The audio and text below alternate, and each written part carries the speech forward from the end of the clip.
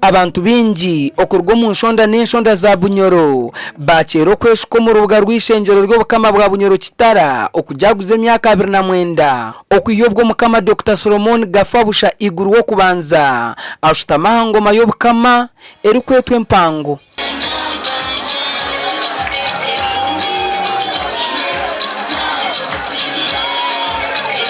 Purezidenti Yoweri Museveni yajwechorwe nganzi y'ihanga Robina na Banja.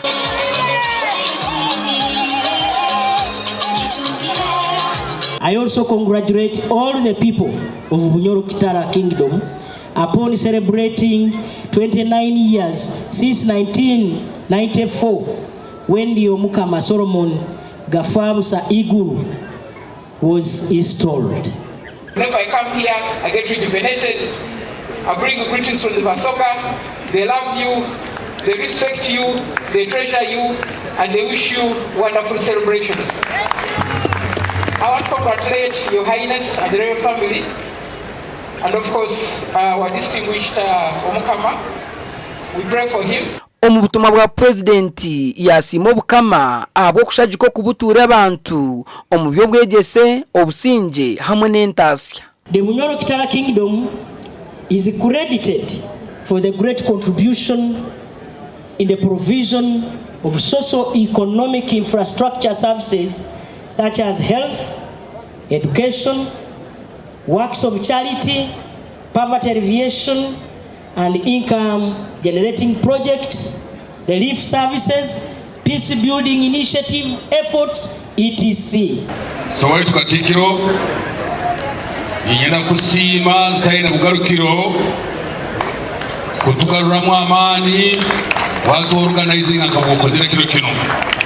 Omugobo w'Obukama bwa Bunyoro Kitara Margaret Kalunga Adieli yagamba ngunka family ne basima President Yoweri Museveni abo kwemereraho nabo omuri byona ebibarukurabamu.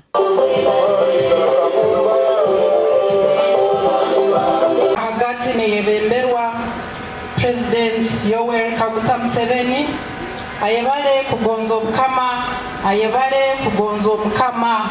Emyaka emiyona ayikayire nawe family aturorerire waitu akiki omushyeho obutumwa buno simire nka family ya Rukirabasayizi.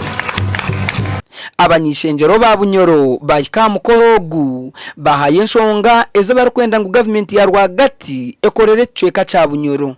Tukubanja public holiday kandi white prime minister obusobozo bwina kandi acting president tugarukire mu parliament tukwetage kireke niko kibani kitwerezaga obwiro bukumara kubantu tukora maybe kakabalega memory lectures caucus tukugenda hakintu kyeitaka tukusima abo kutungira audience na president yehanga akasobora kuflagging off na minister webyeitaka akagamba ngo mukore plan na matiaka saija kikawa kororangu tugenzere mu systematic land demarcation.